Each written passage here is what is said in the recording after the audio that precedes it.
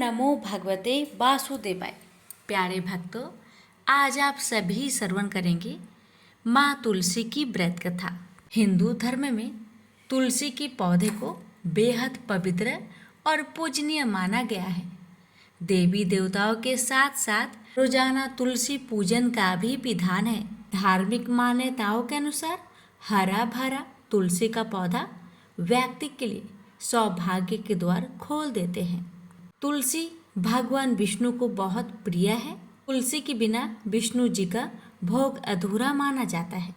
यही कारण है कि भगवान विष्णु के भोग में तुलसी दल जरूरी रूप से शामिल किए जाते हैं। साथ ही तुलसी के पौधे को माँ लक्ष्मी का प्रतीक माना गया है। ऐसे में जो साधक प्रतिदिन तुलसी माता को जल चढ़ाता है और तुलसी माता की कथाओं का श्रवण करता है तो उनके जीवन की सभी मनोकामनाएं शीघ्र ही पूरी हो जाती है। तो आइए प्यारे भक्तों, हम श्रवण करते हैं माँ तुलसी की पावन कथा। माता रानी आपकी हमारी सभी की मनोकामना को पूर्ण करे।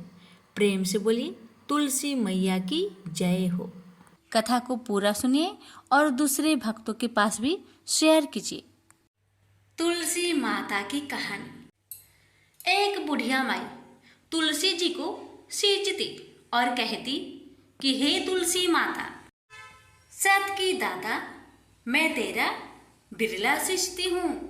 मुझे बाहू दे, पीतांबर की धोती दे, मीठा मीठा घास दे, बैकुंठा में बास दे, चटक की चाल दे, पाटक की मौत दे, चंदन का काठ दे, रानी सा राज दे, दाल भात का भोजन दे, 11 की मौत दे, कृष्णा जी का कांधा दे। तब तुलसी माता यह सुनकर सूखने लगी तो भगवान ने पूछा कि हे तुलसी, तुम क्यों सूख रही हो? तुलसी माता ने कहा कि एक बुढ़िया रोज आती है और यही बात कह जाती है, मैं सब बात तो पूरा कर दूंगी, लेकिन कृष्ण का कंधा कहाँ से लाऊंगी? तो भगवान बोले, जब वो मरेगी तो मैं अपने आप ही कंधा देने आऊंगा। तू बुढ़िया माई से कह देना। जब बुढ़िया माई मर गई, सब लोग आ गए। जब माई को ले जाने लगे तो वह किसी से न उठी। तब भगवान एक 12 बरस के बालक का रूप धारण करके आए। बालक ने कहा, मैं कान में एक बात कहूँगा तो बुढ़िया माई उठ जाएगी। बालक ने कान में कहा, बुढ़िया माई मन की निकाल ले, पीतांबर की धोती ले, मीठा मीठा ग्रास ले, बैकुंठा में बास ले, चटक की चाल ले, पाटक की मौत ले, कृष्ण जी का कांधा ले। यह सुनकर बुढ़िया माई हल्की हो गई। भगवान ने कंधा दिया और बुढ़िया माई को मुक्ति मिल गई। हे तुलसी माता, जैसे बुढ़िया माई को मुक्ति दी वैसे सबको देना। प्रेम से बोलिए तुलसी महारानी की जय। प्रजापति महर्षि कश्यप की कई पत्नियां थी। उनमें से एक का नाम था दनु। दनु की संतान दानव कहलाए। उसी दनु के बड़े पुत्र का नाम दंभ था। दंभ बहुत ही सदाचारी और धार्मिक प्रवृत्ति का था। अन्य दानवों की भांति उसमें ना तो ईर्ष्या ही थी और ना ही देवताओं से देश भावना। वह विष्णु का भक्त था और उन्हीं की आराधना किया करता था। लेकिन उसे एक ही चिंता सताती रहती थी कि उसके कोई पुत्र ना था। आचार्य शुक्र ने उसे श्री कृष्ण मंत्र की दीक्षा दी। दंभ ने दीक्षा पाकर पुष्कर में महान अनुष्ठान किया। अनुष्ठान सफल हुआ। उसके अनुष्ठान से प्रसन्न होकर भगवान विष्णु प्रकट होकर बोले, बस मैं तुम्हारे अनुष्ठान से प्रसन्न हूँ, पर मांगो।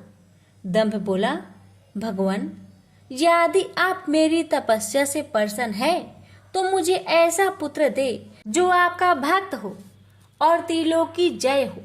उसे देवता भी युद्ध में ना जीत सके। भगवान विष्णु ने तथास्तु कहा और अंतर्ध्यान हो गए और दंभ प्रसन्नचित अपने घर लौट आया। गोलोक में श्री राधा ने श्री कृष्ण पार्षद श्री दामा को असुर होने का श्राप दिया था। श्राप मिलने पर वही दंभ की पत्नी के गर्भ में आया। जन्म होने के पश्चात दंभ ने अपने उस पुत्र का नाम शंखचूड़ रखा। जब वह कुछ बड़ा हुआ तो दंभ ने उसे मुनि जैगी शिष्य की देख रेख में रख दिया। मुनि जैगी शिष्य ने उसे शिक्षा दीक्षा दी। अपनी कुमार अवस्था में ही शंखचूड़ पुष्कर में पहुंचा और उस महान धार्मिक तप स्थली में ध्यान मग्न रहकर वर्षों तक ब्रह्मा जी की तपस्या करता रहा। उसकी घोर तपस्या से प्रसन्न होकर ब्रह्मा जी प्रकट होकर बोले, वत्स, मैं तुम्हारी तपस्या से प्रसन्न हूँ, वर मांगो। पितामह, मुझे ऐसा वरदान दीजिए कि मुझे देवता पराजित ना कर सके। शंखचूड़ ने कहा। ब्रह्मा जी ने उसे ऐसा ही वरदान दिया और श्री कृष्ण कवच प्रदान करते हुए उसे आदेश दिया, शंखचूड़, तुम बद्रिका आश्रम चले जाओ। वहां तुम्हारा भाग्य का सितारा उदय होने की प्रतीक्षा कर रहा है। आदेश मानकर शंखचूड़ बद्रिका आश्रम पहुंचा। वहां महाराज धर्मध्वज की पुत्री तुलसी भी तपस्या कर रही थी। दोनों का आपस में परिचय हुआ और ब्रह्मा जी की इच्छा अनुसार दोनों का विवाह हो गया। अपनी पत्नी को लेकर शंखचूड़ पुनः दैत्यपुरी लौट गया। शुक्राचार्य ने उसे दानवों का अधिपति बना दिया। सिंहासन पर बैठते ही उसने अपना साम्राज्य बढ़ाने के लिए देवलोक पर चढ़ाई कर दी। ब्रह्मा जी के वरदान के कारण वह अजय हो चुका था। देवताओं को उसे हराने में कोई कठिनाई नहीं हुई। उसने अमरावती पर कब्जा जमा लिया। इंद्र अमरावती छोड़कर भाग निकले। देवता उसके डर से कंदराओं में जा छुपे। शंखचूड़ तीनों लोकों का शासक हो गया और सब लोकपालों का कार्य भी उसने संभाल लिया। उसने अपनी प्रजा की भलाई के लिए अनेक कार्य किए। प्रजा उससे बहुत प्रसन्न थी। सर्वत्र सुख और शांति थी, क्योंकि शंखचूड़ स्वयं भी कृष्ण भगवान का भक्त था। अतः उसकी प्रजा भी भगवान कृष्ण पर पूरी आस्था रखने लगी। उसके राज्य से अधर्म का नाश हो गया। प्रजा इंद्र और देवताओं को भूलने लगी। इससे देवताओं को बहुत क्षोभ हुआ। इंद्र पितामह ब्रह्मा के पास पहुंचकर बोले, पितामह, आपने शंखचूड़ को अभय होने का वरदान देकर उसे निरंकुश बना दिया है। वह अमरावती पर कब्जा जमाए बैठा है। देवता डर डर की ठोकरें खा रहे हैं। हमें बताए हम क्या करें।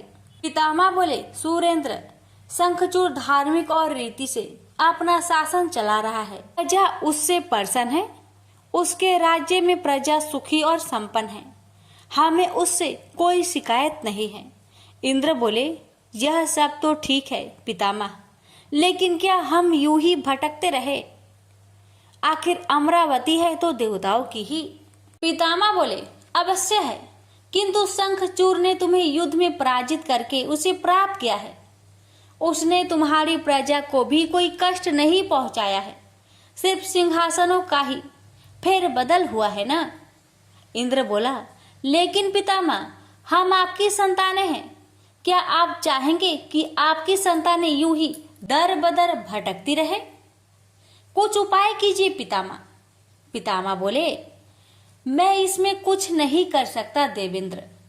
जब तक शंखचूड़ के भाग्य में अमरावती का ऐश्वर्य भोगना है, वह भोगेगा ही। तुम भगवान विष्णु के पास चले जाओ, वे अवश्य ही कोई उपाय तुम्हें सुझा देंगे। वहां से निराश होकर इंद्र विष्णु भगवान के पास पहुंचे और उनकी स्तुति करने लगे और बोले, भगवान, देवता इस समय भारी संकट में हैं। ब्रह्मा जी ने अपनी असमर्था जाहिर करके मुझे आपके पास भेज दिया है। कुछ कीजिए प्रभु, अन्यथा संपूर्ण देव जाति ही नष्ट हो जाएगी। विष्णु भगवान बोले, पितामह का कहना ठीक है। मैं भी अकारण शंखचूड़ के संबंधों में हस्तक्षेप करना पसंद नहीं करता। उसकी सारी प्रजा कृष्ण भक्त है और कृष्ण मेरा ही प्रति स्वरूप है। मैं अपने भक्त पर कष्ट होते नहीं देख सकता, लेकिन निराश होने की आवश्यकता नहीं। सूर्यराज, तुम भगवान शिव के पास चले जाओ और उन्हीं से कोई उपाय पूछो, वे अवश्य तुम्हारे कष्ट का निवारण कर देंगे। विष्णु भगवान की बात सुनकर इंद्र निराश भाव से बैकुंठ से निकल आए। अंत में वह भगवान शिव के पास कैलाश पर्वत न जाकर शिवलोक पहुंचे और भगवान शिव की स्तुति करके अपने आने का प्रयोजन बताया। भगवान शिव ने उसकी बात सुनी और उसे आश्वस्त किया। धैर्य रखो सूर्यराज, तुम्हारा सिंहासन तुम्हें अवश्य प्राप्त होगा। मैं गंधर्वराज चित्ररथ को अभी दूत बनाकर शंखचूड़ के पास रवाना करता हूँ। शिव के आदेश अनुसार गंधर्वराज चित्ररथ शंखचूड़ के राजधानी पहुंचा। उस समय शंखचूड़ अपने सिंहासन पर विराजमान था। चित्ररथ ने उसका अभिवादन करने के पश्चात अपने आने का कारण बताया। दैत्यराज, मैं गंधर्वराज चित्ररथ हूँ और भगवान शिव का एक संदेश लेकर आपके पास आया हूँ। यह सुनकर शंखचूड़ के चेहरे पर आश्चर्य झलक आया। शिव के दूत को सामने पाकर वह सिंहासन से उठकर बोला, मेरा अहोभाग्य है कि भगवान शिव ने मुझे किसी योग समझा। आप संदेश सुनाए। क्या संदेश भेजा है भगवान रुद्र ने? गंधर्वराज बोला, दैत्यराज, भगवान शिव का संदेश है कि तुम देवताओं का राज्य उन्हें वापस लौटा दो और उनके अधिकार उन्हें दे दो। भगवान शिव ने देवों को अभय होने का वचन दिया है। शंखचूड़ बोला, गंधर्वराज, भगवान शिव से मेरा प्रणाम कहना और उनसे कह देना कि शंखचूड़ के हृदय में आपके लिए बहुत ही ज्यादा श्रद्धा है, परंतु यदि उन्होंने इंद्र के बहकावे में आकर मुझे दंडित करने का निश्चय किया है तो मैं उनकी बात नहीं मानूंगा और उनसे भी युद्ध करने के लिए तैयार हो जाऊंगा। चित्ररथ वापस लौटा और उसने भगवान शंकर को शंखचूड़ का उत्तर सुनाया। यह सुनकर शिव क्रोधित हो गए और अपने गणों को युद्ध का आदेश दे दिया। उधर शंखचूड़ ने अपने पुत्र का अभिषेक कर उसे दानवाधिपति बना दिया और अपनी पत्नी से बोला, मैंने युद्ध स्वीकार कर लिया है देवी, ईश्वर करे युद्ध में हमारी विजय हो। अब मुझे अनुमति दो, मेरी सेनाएं तैयार है। शंखचूड़ अपनी सेनाओं लेकर युद्ध भूमि में जा पहुंचा। दोनों सेनाओं गोमतत्र पर्वत के समीप एक दूसरे के आमने सामने आ खड़ी हुई। भगवान शिव ने शंखचूड़ के पास एक बार फिर संदेश भेजा कि वह नादानी ना करे और युद्ध से दूर रहकर उनकी बात मान ले, किंतु शंखचूड़ न माना और दोनों सेनाओं में घनघोर युद्ध छिड़ गया। भगवान शिव और शंखचूड़ आमने सामने डट गए। दोनों में अनेक अस्त्र शस्त्रों से युद्ध होने लगा। फिर भगवान शिव ने जैसे ही शंखचूड़ का वध करने के लिए त्रिशूल उठाया तो आकाशवाणी हुई, देवाधिदेव आप प्रलयंकर है, सर्वसमर्थ है, किंतु आपको मर्यादा की रक्षा करनी चाहिए। श्रुति की मर्यादा को नष्ट ना करे। जब तक शंखचूड़ के पास हरि का कवच है और जब तक उसकी पतिव्रता पत्नी मौजूद है तब तक उस पर बुढ़ापा नहीं आ सकता और ना ही उसकी मृत्यु हो सकती है। आकाशवाणी के खत्म होते ही शिव का त्रिशूल अपने आप रुक गया। तभी भगवान विष्णु प्रकट हुए। शिव से बोले, भगवान आपने तो मुझे बड़े धर्म संकट में डाल दिया है। आप ही ने तो इंद्र को मेरे पास भेजा और जब मैंने उसे अभय करने के लिए युद्ध आरंभ किया तो अब आपका ही कवच आड़े आ रहा है। अब आप ही कोई उपाय सोचिए। विष्णु बोले, शंखचूड़ के श्राप का समय अब समाप्त होने ही वाला है। भगवान अब इसे असुर योनि से मुक्त करके गोलोक भेजना पड़ेगा। यह कृष्ण भक्त है और कृष्ण मेरा ही प्रति स्वरूप है, अतः इसे वापस गोलोक भेजना होगा। फिर विष्णु ने एक ब्राह्मण का वेश धारण किया और शंखचूड़ के पास पहुंचकर बोले, दानवराज मैं एक निर्धन ब्राह्मण हूँ, कुछ पाने की आस के लिए आपके पास आया हूँ। शंखचूड़ बोला, मांगो वृपवर, जो भी मेरे पास है उसे दे देने में मुझे किंचित भी विलंब नहीं लगेगा। मेरा सिर भी मांगोगे तो वह भी देने से मैं इनकार नहीं करूंगा। आप आदेश तो दो। ब्राह्मण भेषधारी विष्णु बोले, दैत्यराज, मुझे आपका सिर नहीं, आपका कवच चाहिए। बोलिए, देंगे अपना कवच। शंखचूर ने अपना कवच उतारकर ब्राह्मण भेषधारी विष्णु को सौंपते हुए कहा, अवश्य यदि भगवान कृष्ण की ऐसे ही इच्छा है तो ऐसा ही होगा। आप कवच ले जाइए। ब्राह्मण भेषधारी विष्णु कवच लेकर दैत्यपुरी पहुंचे।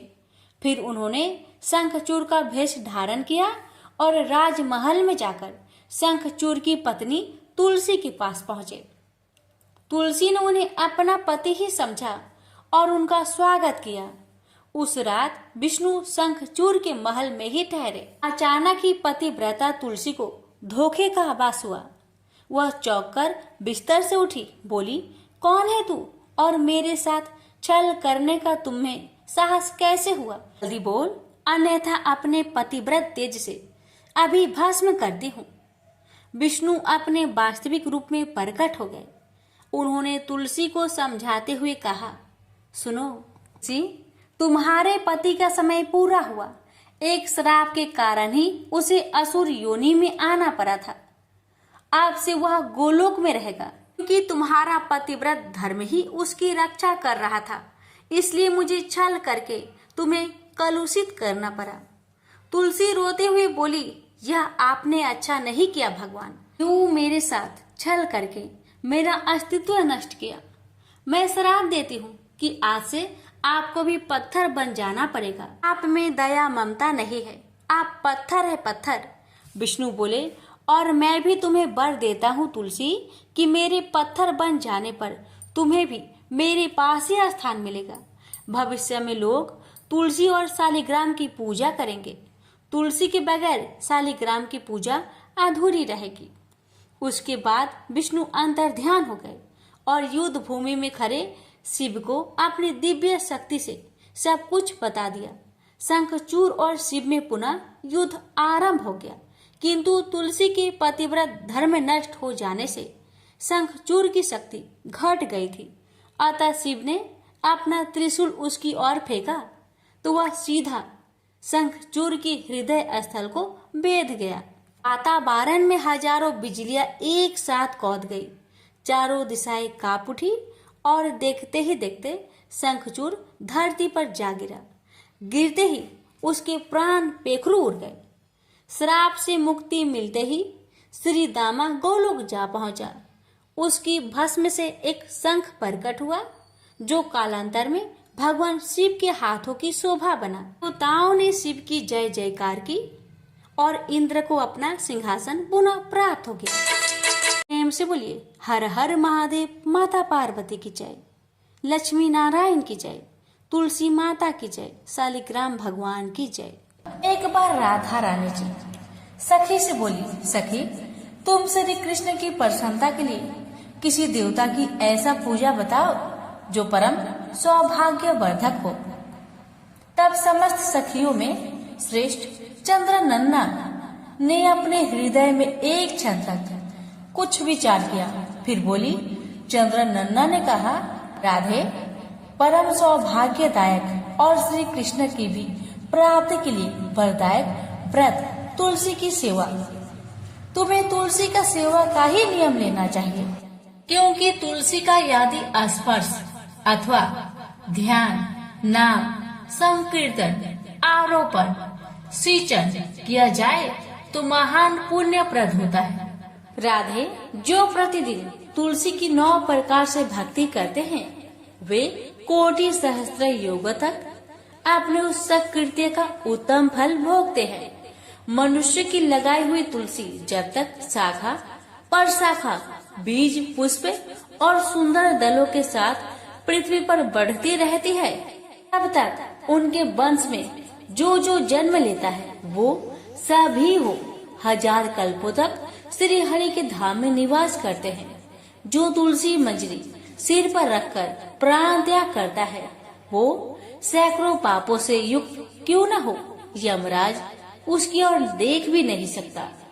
इस प्रकार चंद्र नन्ना की कही बात सुनकर राजेश्वरी श्री राधा ने साक्षात श्री हरि को संतुष्ट करने वाले तुलसी सेवन का व्रत आरंभ किया।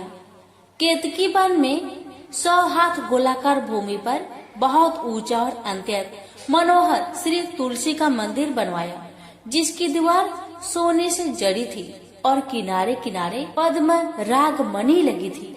वहाँ सुंदर सुंदर पन्ने हीरे और मोतियों के परकोटे से अत्यंत सुशोभित था और उसके चारों ओर परिक्रमा के लिए गली बनाई गई थी, जिसकी भूमि चिंतामणि से मंडित थी। ऐसे तुलसी मंदिर के मध्य भाग में हरे पल्लवों से सुशोभित तुलसी की स्थापना करके श्री राधा ने अभिजीत मुहूर्त में उनकी सेवा पारण की। व्रत आरंभ करके उन्होंने प्रत्येक मास पृथक पृथक रस से तुलसी को सींचा। कार्तिक महीने में दूध से सींचा, मार्गशीर्ष मास में ईख के रस से सींचा, पौष में दक्षरा रस से, माघ में 12 मासी आम के रस से, फाल्गुन मास में अनेक वस्तुओं से मिश्रित मिश्री के रस से और चैत्र मास में पंचामृत से सींचा और वैशाख कृष्ण प्रतिपदा के दिन उद्यापन का उत्सव किया। उन्होंने 2 लाख ब्राह्मणों को 56 भोगों से तृप्त करके वस्त्र और आभूषणों के साथ दक्षिणा दी। मोटे मोटे दिव्य मोतियों का एक भार और स्वर्ण का एक कोटि भार श्री गंगाचार्य को दिया। उस समय आकाश से देवता तुलसी मंदिर पर फूलों की वर्षा करने लगे। उसी समय स्वर्ण सिंहासन पर विराजमान हरिप्रिया तुलसी देवी प्रकट हुई। उनके 4 भुजाएं थी, कमल दल के समान विशाल नेत्र थे, 16 वर्ष की सी अवस्था और श्याम कांति थी। मस्तक पर हेममय किरीट प्रकाशित था और कानों में कंचनमय कुंडल झलमला रहे थे। गरुड़ से उतरकर तुलसी देवी ने रंगवल्ली जैसे श्री राधा जी को अपनी भुजाओं से अंक में भर लिया और उनके मुख चंद्र का चुम्बन किया। तुलसी बोली, कलावती राधे, मैं तुम्हारी भक्ति से प्रसन्न हूँ। यहाँ इंद्रिय मन बुद्धि और चित्त द्वारा जो जो मनोरथ तुमने किया है वह सब तुम्हारे सम्मुख सफल हो। इस प्रकार हरिप्रिया तुलसी को प्रणाम करके वृषभानु नंदिनी राधा ने उनसे कहा, देवी, गोविंद के युगल चरणों में मेरी अहेतु की भक्ति बनी रहे।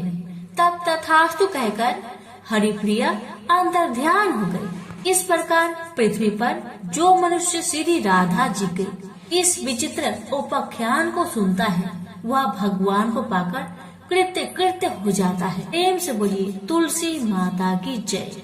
एक ब्राह्मण था, वह प्रतिदिन मंदिर जाता था। वह प्रतिदिन तुलसी माता का पूजा करता था। वह तुलसी माता से प्रतिदिन प्रार्थना करता था कि हे तुलसी महारानी, मेरे को आनंद करना। तुलसी माता ने सोचा कि यह ब्राह्मण तो बहुत सीधा है और गरीब है और प्रतिदिन मेरी पूजा पाठ करता है, मैं इसके लिए कुछ न कुछ करना चाहती हूँ। तुलसी महारानी ने क्या किया, एक कन्या का रूप बनाकर बैठ गई और उस ब्राह्मण को बोली कि ब्राह्मण, मैं तेरा घर आना चाहती हूँ। ब्राह्मण ने सोचा कि मेरी 6 लड़कियां तो पहले से ही है और 7 लड़कियों का मैं कैसे पालन पोषण करूँगा, लड़कियों की शादी कैसे कराऊंगा, मेरे पास तो कुछ ऐसा भी नहीं है। यह विचार करके वह बहुत परेशान रहने लगा। उसको अब तो खाना पीना भी नहीं भा रहा था। उसकी पत्नी ने एक दिन कहा, क्या बात है, आजकल आप बहुत दुखी रहते हैं, क्या कोई परेशानी है, मुझे बताइए। तो इस पर ब्राह्मण बोला कि मैं रोज मंदिर जाता हूँ, वहाँ पर एक छोटी सी सुंदर कन्या बैठी रहती है और वह मुझसे कहती है कि ब्राह्मण, मैं आपके घर आऊंगी। यही सोचकर मैं काफी परेशान रहने लगा हूँ। मेरी तो पहले से ही 6 लड़कियां हैं, अगर उसे लेकर चलाऊंगा तो 7 लड़की हो जाएगी, फिर मैं सबका पालन पोषण कैसे करूंगा। ब्राह्मण ने बोली, अरे इसमें परेशान होने की क्या बात है, आ रही है तो आने दो। ब्राह्मण बोला कि पहले से ही अपने 6 लड़कियां तो है ही, उनकी भी तो अपनी शादी भी करवानी है। तो इस पर ब्राह्मण ने बोली कि अरे ये तो कोई बात नहीं है, अपनी 6 लड़कियां की शादी करवाएंगे, वैसे ही 7वीं की भी करवा देंगे। अपन 7 लड़कियों की शादी साथ में करवा देंगे। अगले दिन जब वो ब्राह्मण मंदिर गया तो उस छोटी कन्या ने पूछा, ब्राह्मण मैं आपके घर आऊं? तो ब्राह्मण बोला, हाँ चल बेटा चल। उनको वो अपने घर लेकर आ गया। इसी माता के कन्या के रूप में ब्राह्मण के घर में आने पर घर आनंद ही आनंद हो गया। घर में लक्ष्मी की बारिश हो गई। जब ब्राह्मण 7 कन्याओं की शादी के लिए वर ढूंढने जाने लगे तो उस छोटी सी कन्या ने कहा कि मेरे तो शालिग्राम जी के मंदिर में जाकर शालिग्राम जी को बोलना कि वो बारात लेकर आए। मेरी 6 बहनों के लिए आप अपने इच्छा अनुसार वर ढूंढ लेना। तुलसी महारानी के मेहरबानी से, उनकी कृपा से उसके तो सब जेवर कपड़ा खाना सब तैयार हो गए और अच्छी धूमधाम से उनकी शादी भी हो गई। और उस ब्राह्मण के तुलसी माता टुटमान हुई। तुलसी माता जैसे आप ब्राह्मण पर अपनी कृपा बरसाए वैसे हम पर भी कृपा बरसाना, और जैसे आनंद ब्राह्मण के करा वैसे हम सब की करना। प्रेम से बोलिए तुलसी महारानी की जय। तुलसी से जुड़ी एक कथा बहुत प्रचलित है। श्रीमद् देवी भागवत पुराण में इनके अवतरण की दिव्य लीला कथा भी बनाई गई है। एक बार शिव ने अपने तेज को समुद्र में फेंक दिया था। उससे एक महातेजस्वी बालक ने जन्म लिया। यह बालक आगे चलकर जलंधर के नाम से पराक्रमी दैत्य राजा बना। इसकी राजधानी का नाम जलंधर नगरी था। दैत्यराज कालनेमी की कन्या वृंदा का विवाह जलंधर से हुआ। जलंधर महाराक्षस था। अपनी सत्ता के मद में चूर उसने माता लक्ष्मी की पाने की कामना से युद्ध किया, परंतु समुद्र से ही उत्पन्न होने के कारण माता लक्ष्मी ने उसे अपने भाई के रूप में स्वीकार किया। वहां से पराजित होकर वह देवी पार्वती को पाने की लालसा से कैलाश पर्वत पर गया। भगवान देवाधिदेव शिव का ही रूप धरकर माता पार्वती के समीप गया, परंतु माँ ने अपने योग बल से उसे तुरंत पहचान लिया तथा वहां से अंतर ध्यान हो गई। देवी पार्वती ने क्रोध होकर सारा वृत्तांत भगवान विष्णु को सुनाया। जलंधर की पत्नी वृंदा अत्यंत पतिव्रता स्त्री थी। उसी के पतिव्रत धर्म की शक्ति से जलंधर न तो मारा जाता था और न ही पराजित होता था। इसलिए जलंधर का नाश करने के लिए वृंदा के पतिव्रत धर्म को भंग करना बहुत जरूरी था। इसी कारण भगवान विष्णु ऋषि का भेष धारण करके वन में जा पहुँचे, जहाँ वृंदा अकेली भ्रमण कर रही थी। भगवान के साथ 2 मायावी राक्षस भी थे, जिन्हें देखकर वृंदा भयभीत हो गई। ऋषि ने वृंदा के सामने पल में दोनों को भस्म कर दिया। उनकी शक्ति देखकर वृंदा ने कैलाश पर्वत पर महादेव के साथ युद्ध कर रहे अपने पति जलंधर के बारे में पूछा। ऋषि ने अपने माया जाल से 2 बानर प्रकट किए। एक बानर के हाथ में जलंधर का सिर था तथा दूसरे के हाथ में धड़। अपने पति की यह दशा देखकर वृंदा मूर्छित होकर गिर पड़ी। होश में आने पर उन्होंने ऋषि रूपी भगवान से विनती की कि वह उसके पति को जीवित करे। भगवान ने अपनी माया से पुनः जलंधर का सिर धड़ से जोड़ दिया, परंतु स्वयं भी वह उसी शरीर में प्रवेश कर गए। वृंदा को इस छल का जरा भी आभास न हुआ। जलंधर बने भगवान के साथ वृंदा पतिव्रता का व्यवहार करने लगी, जिससे उसका अस्तित्व भंग हो गया। ऐसा होते ही वृंदा का पति जलंधर युद्ध में हार गया। इसी सारी लीला का जब वृंदा को पता चला तो उसने क्रोध होकर भगवान विष्णु को शीला होने का श्राप दे दिया तथा स्वयं सती हो गई। जहाँ वृंदा भस्म हुई वहाँ तुलसी का पौधा होगा। भगवान विष्णु ने वृंदा से कहा, हे वृंदा, तुम अपने अस्तित्व के कारण मुझे लक्ष्मी से भी अधिक प्रिय हो गई हो। अब तुम तुलसी के रूप में सदा मेरे साथ रहोगी। जो मनुष्य भी मेरे शालिग्राम रूप के साथ तुलसी का विवाह करेगा, उसे इस लोक और परलोक में विपुल यश प्राप्त होगा। जिस घर में तुलसी होती है, वहाँ यम के दूत भी असमय नहीं जा सकते। गंगा व नर्मदा के जल में स्नान तथा तुलसी का पूजन बराबर माना जाता है। चाहे मनुष्य कितना भी पापी क्यों न हो, मृत्यु के समय जिसके प्राण मंजरी रहित तुलसी और गंगा जल मुख में रखकर निकल जाते हैं, वह पापों से मुक्त होकर बैकुंठ धाम को प्राप्त होता है। जो मनुष्य तुलसी व आंवलों की छाया में अपने पितरों का श्राद्ध करता है, उसके पितर मोक्ष को प्राप्त हो जाते हैं। उसी दैत्य जालंधर की यह भूमि जालंधर नाम से विख्यात है। सती वृंदा का मंदिर मोहल्ला कोट किशनचंद में स्थित है। कहते हैं इस स्थान पर एक प्राचीन गुफा थी जो सीधी हरिद्वार तक जाती थी।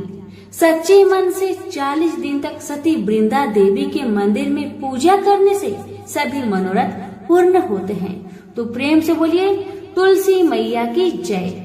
बहुत समय पहले की बात है। एक गांव में एक ननद भाभी रहा करती थी। ननद अभी कंवारी थी। उस परिवार में ननद, भाभी और भाई, इन तीनों के अलावा और कोई भी नहीं रहता था। भाभी तो कभी कोई पूजा पाठ करती ही नहीं थी और ननद हर रोज तुलसी माता की पूजा किया करती थी, उनकी बड़ी सेवा करती थी। बिना तुलसी पूजन के ननद कभी भोजन नहीं करती थी। ननद का पूजा पाठ देख के भाभी को बहुत क्रोध आता था। कभी कभी भाभी तो अपनी ननद से ऐसे भी कह देती थी कि जब तुम्हारा विवाह होगा ना, तो मैं तुम्हें और बराती को तुलसी ही खाने दूंगी और दहेज में यही दूंगी। इसी तरह समय निकलने लगा, दिन बीतने लगी। अब तो ननद भी बड़ी हो गई थी। भाई ने अपने बहन के लिए एक अच्छा घर और बर ढूंढा। अब तो बहन की शादी पक्की हो गई। बहन की शादी वाले दिन भाभी ने क्या किया, बारातियों के सामने तुलसी का गमला फोड़ कर रख दिया। लेकिन ननद की सच्ची भक्ति और श्रद्धा से तुलसी माता बहुत प्रसन्न थी। इसी कारण से तुलसी माता की कृपा से तुलसी का गमला स्वादिष्ट व्यंजन में बदल गया। ये चमत्कार देखकर भाभी बहुत आश्चर्यचकित हो गई, लेकिन फिर भी उसका आदत नहीं गया। उसने फिर क्या किया, अपने ननद को गहने के बदले में तुलसी की मंजरी पहना दी। लेकिन तुलसी माता की कृपा से वह मंजरी भी सोने के आभूषण में बदल गए। ये देखकर भी भाभी बहुत हैरान हुई, मगर फिर भी अपनी करतूत करनी न बंद किया। उसने फिर वस्त्रों के स्थान पर तुलसी का जनेऊ रख दिया। लेकिन तुलसी माता की कृपा से वह तुलसी का जनेऊ रेशमी और सुंदर वस्त्र में बदल गया। ननद की भाभी बहुत पापिन थी, इसलिए तुलसी माता की महिमा को न जान सकी। भाई ने अपने बहन को बड़े प्यार और आदर के साथ विदा किया। बहन ससुराल में गई। ससुराल वाले उसके दहेज आदि के बारे में बहुत बड़ाई करने लगे। जब ये बात भाभी को मालूम हुई तो उसे बड़ा आश्चर्य हुआ और तुलसी जी की पूजा का महत्व उसको समझ में आ गया। भाभी की एक लड़की थी। अब भाभी सोचने लगी, क्यों ना मैं भी अपनी बेटी को तुलसी माता की पूजा करने को कहूँ। अब तो भाभी अपनी लड़की से कहने लगी कि तू भी तुलसी माता की सेवा कर, तुझे भी बुआ की तरह फल मिलेगा। पर लड़की अपनी माँ के जैसी ही थी, उसे तुलसी की सेवा में मन नहीं लगता था।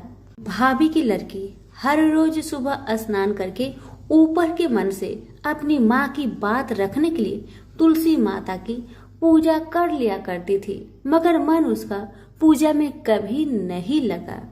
इसी तरह समय बीतते गया। इस बार भाभी ने खुद अच्छा घर और वर देखकर अपनी बेटी का विवाह तय किया। और जब विवाह का समय आया तो भाभी ने सोचा, जैसा व्यवहार मैंने अपनी ननद के साथ किया वैसा ही व्यवहार मैं अपनी बेटी के साथ करूंगी, क्योंकि मैंने जो ननद के साथ व्यवहार किया उसी व्यवहार के कारण ननद को इतनी इज्जत मिली थी।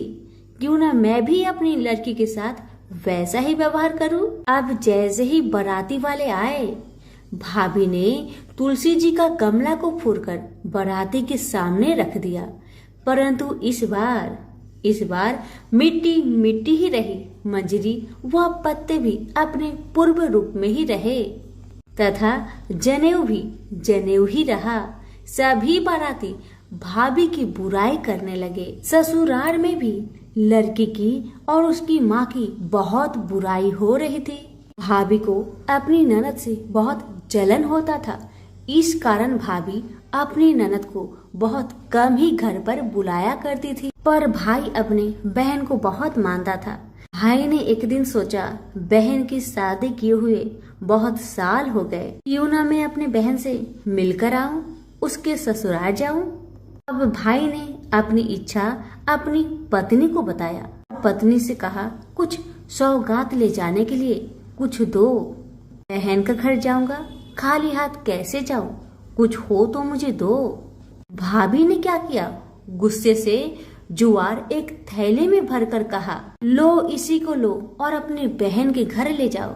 मेरे पास और कुछ नहीं है, यही है, इसी को ले जाओ।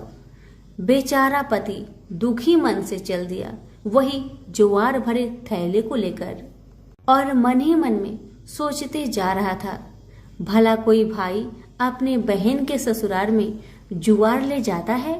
यही सोचते सोचते भाई बहन के ससुराल की तरफ जा रहा था। उसने सोचा, ये जुआर बहन के ससुराल ले जाऊंगा तो लोग क्या कहेंगे, क्यों ना मैं इसे गाय को खिला दूं। भाई जब बहन के नगर के समीप पहुंचा और उसने एक गौशाला में गाय के सामने जुआर का थैला उलट दिया। जुआर को उलटता देखकर तब गौपालक ने कहा, ए भाई तुम ये क्या कर रहे हो? सोना मोती गाय के आगे क्यों डाल रहे हो? भाई ने जब नीचे देखा तो सचमुच हीरे मोती सोना चांदी जगमगा रहे थे। भाई ने तुलसी माता के चमत्कार को जान लिया और जोर जोर से तुलसी माता की जयकारा लगाने लगा और सारी कहानी उस गौपालक को बताया। सोना चांदी हीरा मोती थैले में भरकर बहुत प्रसन्न मन से अपनी बहन के घर गया। बहन भाई को देखकर बहुत प्रसन्न हुई और अपनी भाई की बहुत आवभगत की।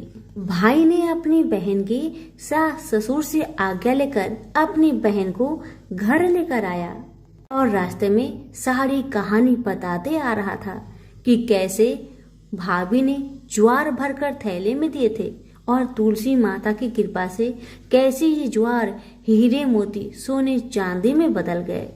भाई को तुलसी माता का महिमा पता चल गया था। अब भाई और बहन घर आकर अपनी भाभी को सारी कहानी बताते हैं और तुलसी माता की महत्व को समझाते हैं और पूजन करने का फल उसे भी बताते हैं। अब तो भाई और भाभी और उसकी बेटी तीनों जन मिलकर हर दिन तुलसी माता का पूजन किया करते थे और तुलसी माता भी उनके पूजन से प्रसन्न होकर उनके घर में अन्न धन के भंडार भर दिए और भाभी की बेटी को भी अच्छा घर और वर मिला। तो सभी मिलकर बोलिए, तुलसी मैया की जय हो। तुलसी मैया की आरती। जय जय तुलसी माता मैया, जय तुलसी माता, सब जग की सुखदाता सबकी बर माता।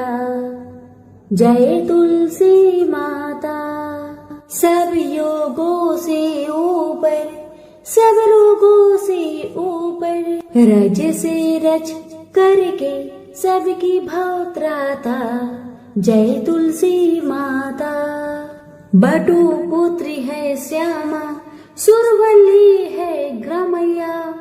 बे सुनो प्रिया जो नर तुमको सेवे, सो नर तर जाता जय तुलसी माता। हरि के शीस विराजत त्रिभुवन से हो बंदित, पतित जनों की तरनी तुम हो विख्याता जय तुलसी माता। लेकर जन्म विजन में आए दिव्य भवन में, मानव लोग तुम्ही से सुख संपत्ति पाता जय तुलसी माता। हरि को तुम अति प्यारी, श्याम बरन सुकुमारी। प्रेमा जब है उन्हें का तुमसे कैसा नाता, हमारी विपद हरो तुम कृपा करो माता जय तुलसी माता। जय तुलसी माता, जय तुलसी माता मैया, जय तुलसी माता। सब जग की सुखदाता, सबकी बरमाता जय तुलसी माता मैया, जय तुलसी माता। प्रेम से बोलिए तुलसी मैया की जय। वीडियो को लाइक शेयर करना ना भूले। धन्यवाद।